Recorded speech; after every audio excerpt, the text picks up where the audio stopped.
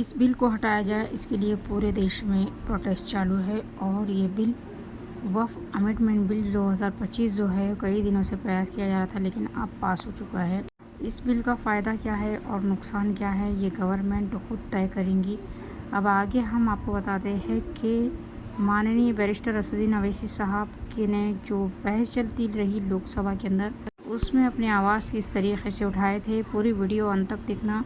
और दोस्तों, चैनल पर अगर नया है तो चैनल को सब्सक्राइब ज़रूर कर लेना, वीडियो को शेयर ज़रूर करना। पर है, बल्कि मेरी आज़ादी पर, मेरी समाजी और माशी मार्जिनलाइजेशन पर है, मेरी शहरियत पर है, मेरे मदरसे, मस्जिदों, खानखाहों और दरगाहों को निशाना बनाया जा रहा है। और ये हुकूमत सच्चाई को नहीं बयान कर रही है कि ये तरमीमी बिल से मुसलमानों का तहफ़्फ़ुज़, तरक्की और गुर्बत का खात्मा होगा। ये सरासर झूठ है। सर, अगर आप आइन के आर्टिकल 14 को देखेंगे तो उसमें लिखा हुआ है इक्वल प्रोटेक्शन। अब आप देख लीजिए सर कि हिंदू, सिख और जैन को और बौद्ध को उनके एंडोमेंट में तहफ़्फ़ुज़ मिलेगा, क्योंकि उनका एंडोमेंट बाय यूजर बरकरार है और उनका एडमिनिस्ट्रेशन उनके हाथ में होगा। कि गैर हिंदू या गैर उनके मजहब का आदमी दान भी दे सकता है उनके लिए, और एंडोमेंट बोर्ड का तहफ़्फ़ुज़ भी मिलेगा, क्योंकि उसके ऊपर ओवरराइडिंग क्लॉज अप्लाई नहीं होगा, लिमिटेशन का कानून उस पर अप्लाई नहीं होगा, उसके मुस्लिम वक्फ की जायदाद पर कब्जा होगा। लिमिटेशन लगेगा तो जो एनक्रोचर है, जो काबिज है, वो रातों रात मालिक बन जाएगा और एक गैर मुस्लिम वक्फ बोर्ड को एडमिनिस्टर करेगा। ये आर्टिकल 14 के इक्वल प्रोटेक्शन का वायलेशन। अब आर्टिकल 14 में सर इक्वालिटी बिफोर लॉ भी है, और उसका कैसा वायलेशन हो रहा है कि कोई आर्बिट्ररी स्टेप नहीं ले सकता और कोई भी ऑफिशियल किसी भी तरीके से गलत आर्बिट्ररी फैसला नहीं लगा। यहां पर आप एक डेजिग्नेटेड ऑफिसर को रखकर वो फैसला लेगा कि ये जायदाद वक्फ की है, गवर्नमेंट की है। क्या ये प्रिंसिपल्स ऑफ नेचुरल के खिलाफ नहीं है, जिसका तकर्रुर एग्जीक्यूटिव करती है? ये हमारे theory of separation of powers, Bharat के आइन का बेसिक स्ट्रक्चर का हिस्सा है। क्या इसका वायलेशन नहीं है? सर, आर्टिकल 25 का वायलेशन कैसे है कि आप मुसलमानों से वक्फ यूजर छीन रहे हैं और फिर आप कर्ब कर रहे हैं वक्फ औलाद को, मगर वहीं पर दूसरे धर्म के मानने वालों को उनके मजहब पर चलने की पूरी इजाजत है। लफ्ज जो आर्टिकल 25 में इस्तेमाल हुआ सर, वो इक्वली एंटाइटल्ड, यहां पर मुसलमानों के इक्वल एंटाइटल्ड नहीं हो रहा। अभी हम गृह मंत्री का, वजीर दाखिला का यहां पर उनका हमने तकरीर सुनी, यहां पर वो ये कहते हैं, वजीर दाखिला, शायद वो कटमुल्ला की जबान ना कह दें, वजीर दाखिला कहने पर वजीर दाखिला ने अपने बयान में कहा कि बोर्ड और काउंसिल जो होगा वो माने वक्फ इस्लाम से अलग है। सर, अगर ये बात सच है आपकी, तो फिर आपको ये कानून बनाने की जरूरत ही नहीं है। आप एक नॉन स्टैट्यूटरी बॉडी बना दीजिए। ये जो कानून बन रहा है ना सर, ये आर्टिकल 26 इसका सोर्स है, और आर्टिकल 26 जब इसका तो इस तरीके से एमआईएम के बैरिस्टर असदुद्दीन ओवैसी साहब अकेली ही इसके लिए 10 अमेंडमेंट उन्होंने माननीय अध्यक्ष को सौंपा और यहाँ पर अपनी बात रखने की कोशिश की, लेकिन फिर भी इसका अंजाम कुछ सही नज़र नहीं आया। इसके बदौलत भी रात 1 बजे तक ये बहस तकरीबन 12 घंटे तक चलती रही और ये बिल आखिरकार 2 बजे पास कर लिया ही गया।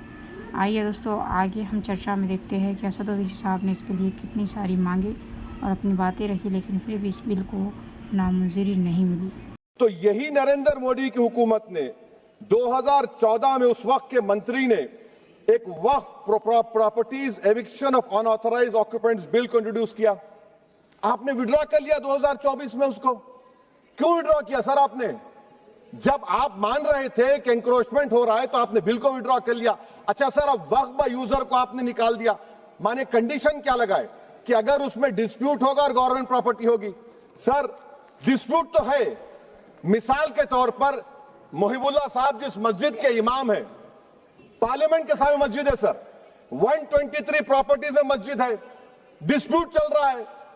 कल कलेक्टर या डिस्ट्रिक्ट ऑफिसर बोलेगा कि भाई साहब ये गवर्नमेंट प्रॉपर्टी है, स्टिकर लगा दिया जाएगा, मस्जिद बंद, गवर्नमेंट प्रॉपर्टी हो गई, होगी ना सर? अब ये बताइए, आप जब से यहां पर पूरे बीजेपी रूलिंग पार्टी हमको ज्ञान दे रहे हैं कुछ नहीं होगा, कुछ नहीं होगा, मैं दलील के साथ बता रहा हूं आपको। ये मस्जिद दिल्ली गवर्नमेंट बोलती हमारी है, वक्फ दिल्ली वक्फ बोलता हमारी है। तो सर वक्फ बाय यूजर, अगर मैं अपनी गवर्नमेंट के खिलाफ वक्फ बोर्ड वक्फ बाय यूजर इस्तेमाल नहीं करेगा तो क्या है सर? अच्छा, ये अमेंडमेंट जब हो जाएगा तो मुझे कहने दीजिए सर, सिर्फ प्राचीन मंदिरों की इबादत होगी, मस्जिदों की नहीं होगी। अब सर आप आ जाइए, अगर डिस्प्यूट मेरा एंशिएंट मॉन्यूमेंट से वक्फ का, एक मिसाल दे रहा हूं, दिल्ली में 172 वक्फ प्रॉपर्टीज एएसआई कंट्रोल में है। मैं तो हार ही गया वो, क्योंकि मेरे पास डॉक्यूमेंट नहीं है। आप कह रहे हैं कि डॉक्यूमेंट चढ़ाओ। अगर मेरा गवर्नमेंट से डिस्प्यूट चल रहा है, मैं तो क्लेम ही नहीं कर सकता, क्योंकि आप जज बनेंगे, आप ही फैसला करेंगे, और जब तक आप फैसला नहीं करते वो वक्फ की प्रॉपर्टी नहीं होगी। वो प्रोविजन डाल दिया आपने। अच्छा, अगर मेरा डिस्प्यूट एनक्रोचर से होगा सर, तो एनक्रोचर में तो आपने तो 107 को डिलीट कर दिया। आप रातों रात खाबिज को, एनक्रोचर को मालिक बना रहे हैं। सर मैं ये पूछना चाहता हूं आपके जरिए हुकूमत से, एक मुंबई में एक बहुत बड़े दौलतमंद है,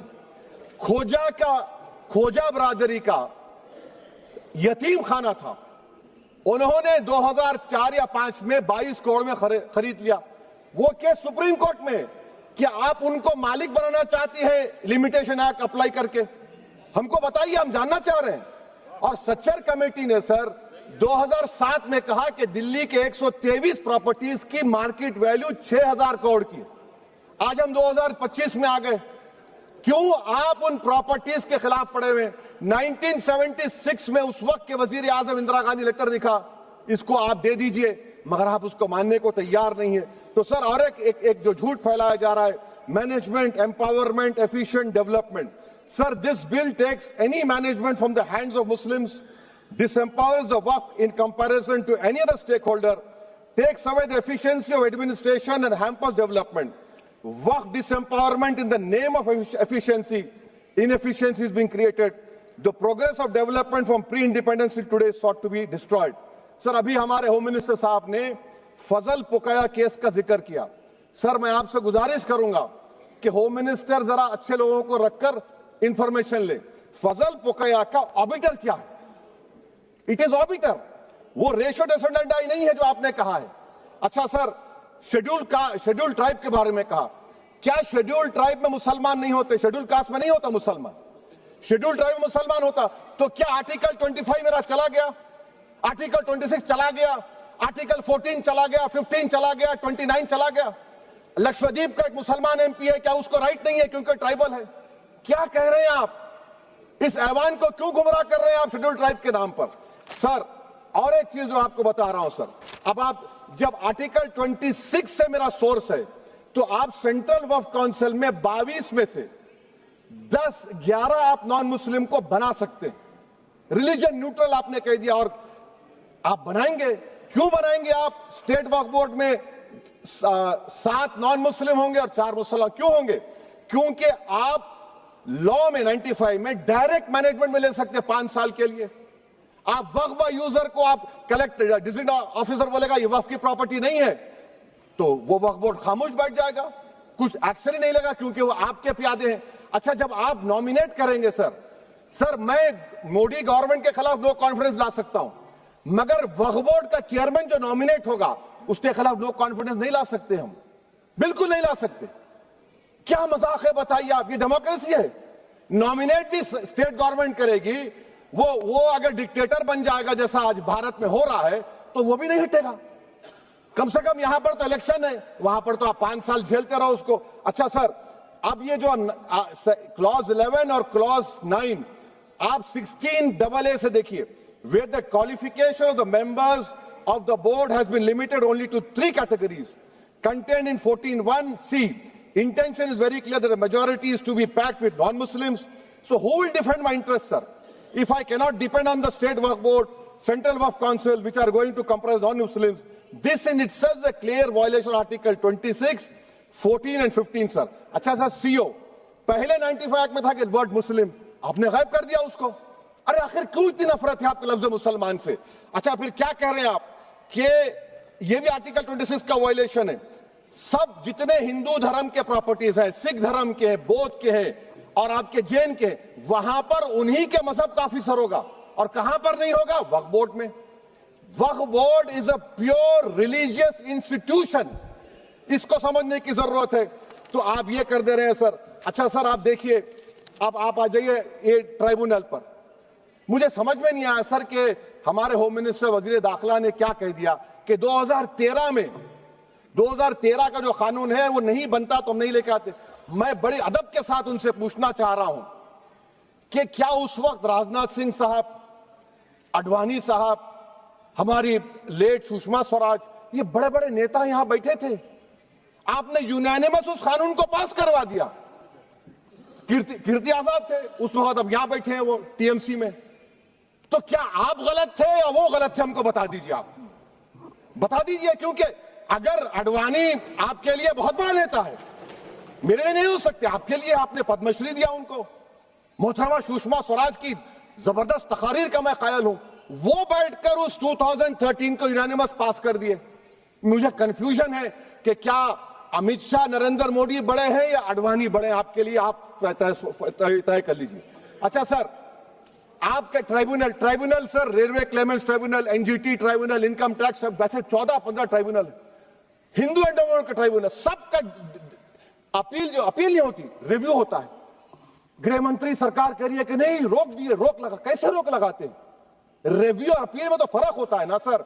आप ही कह रहे हैं कि पूरे कोर्ट्स में बैकलॉग है और आप अपील कर रहे हैं। अच्छा सर, रिटायर्ड डिस्ट्रिक्ट जज 95 में सिटिंग डिस्ट्रिक्ट जज था, जो एडमिनिस्ट्रेटिव कंट्रोल था सीजीआई साहब, उसको निकाल दिए।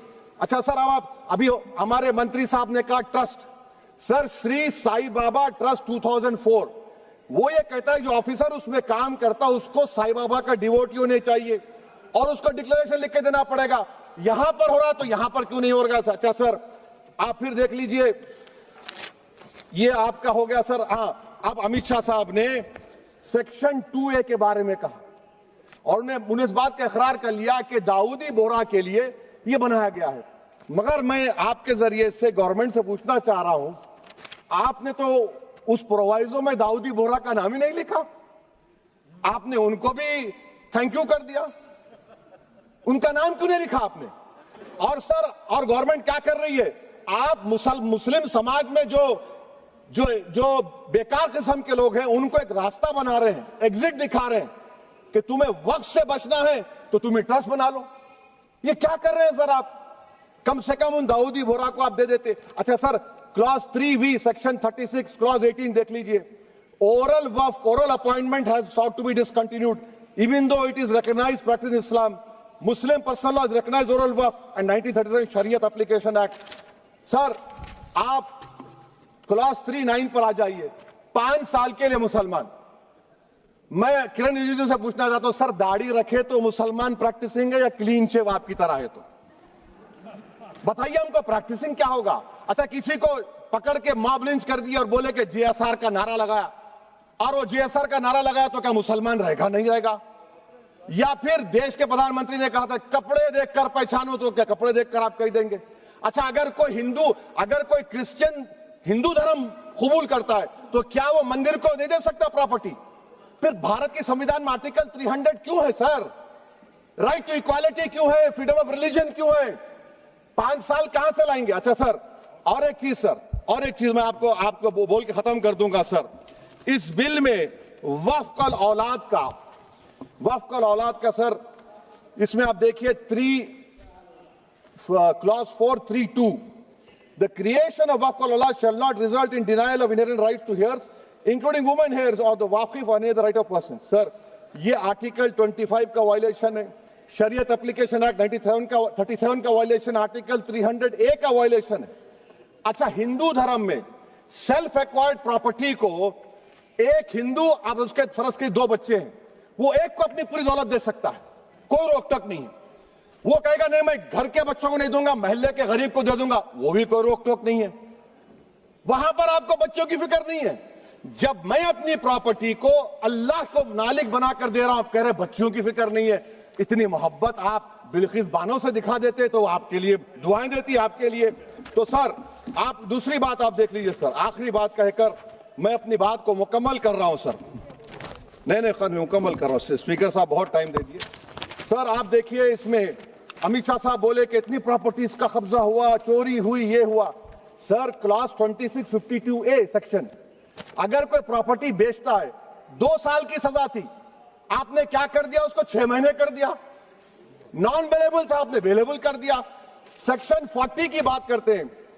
सेक्शन 40 में सर हमको जो ज्वाइंट वर्किंग कमेटी का जो नोट्स दिए, उसमें मिनिस्ट्री ऑफ माइनॉरिटी अफेयर्स ने कहा कि 30 साल में 515 केसेस सेक्शन 40 के, और सिर्फ 8 लोग कोर्ट को गए। वक्फ यूजर का कानून तेलंगाना आंध्रा में है, सेक्शन 40 का कानून तमिलनाडु 63 है, आंध्र प्रदेश में 43 है। और सर आप डायरेक्शन दे रहे हैं, अच्छा क्लॉज 4218B देखिए सर, आप रूल बना रहे हैं, कोऑपरेटिव फेडरलिज्म के खिलाफ है, इतना रूल बना रहे हैं। और आखिर में सर मैं आपको बताना चाह रहा हूं स्पीकर साहब, ये बिल का मकसद सिर्फ मुसलमानों को जलील और रुस्वा करना है, मुसलमानों को दूसरे दर्जे का शहरी बनाने का इनका मकसद है। सर अगर आप हिस्ट्री को पढ़ेंगे तो महात्मा गांधी उस वक्त के व्हाइट अफ्रीका में सफेद फार्म अफ्रीका के कानून को महात्मा गांधी ने कहा था कि ये मेरा कॉन्शियंस इसको मानता नहीं, मैं इस कानून को कबूल नहीं करता हूं। तो महात्मा गांधी ने क्या किया, उन्होंने उस कानून को फाड़ दिया। तो मैं गांधी की तरह इस कानून को फाड़ता हूं। ये अनकॉन्स्टिट्यूशनल है सर। इस देश में झगड़े पैदा करने का काम बीजेपी करना चाहती है मस्जिद और मंदिर के नाम पर, इसीलिए मैं इसका कंडेम करता हूं। और मैं आपसे गुजारिश करता हूं कि मैंने अपने 10 अमेंडमेंट दी हैं, आप इसको कबूल करिए सर, मुझे बोलने का मौका दीजिए और उस पर डिवीजन का मैं डिमांड भी करूंगा। Thank you sir.